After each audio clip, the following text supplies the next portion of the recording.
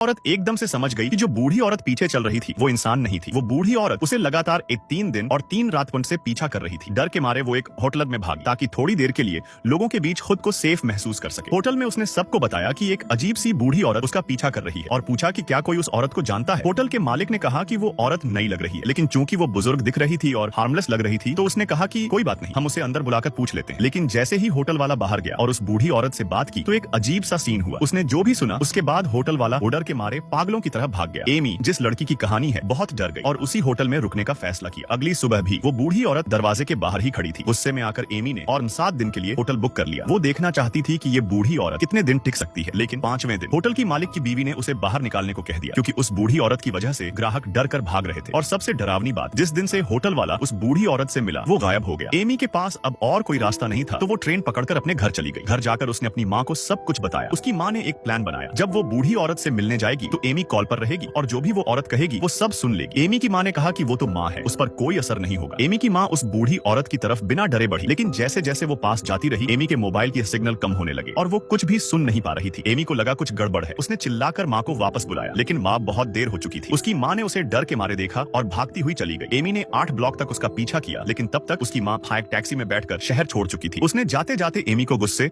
और नफरत भरी नजरों से देखा और फिर वो गायब हो गई। एमी को अब यकीन हो गया कि इस बूढ़ी औरत के पास कोई भयंकर अलौकिक शक्तिवान है। अब उसने आखिरकार हार मानकर डिपार्टमेंट ऑफ पैरानॉर्मल अफेयर्स, भूत प्रेत वाली सरकारी एजेंसी से मदद मांगी।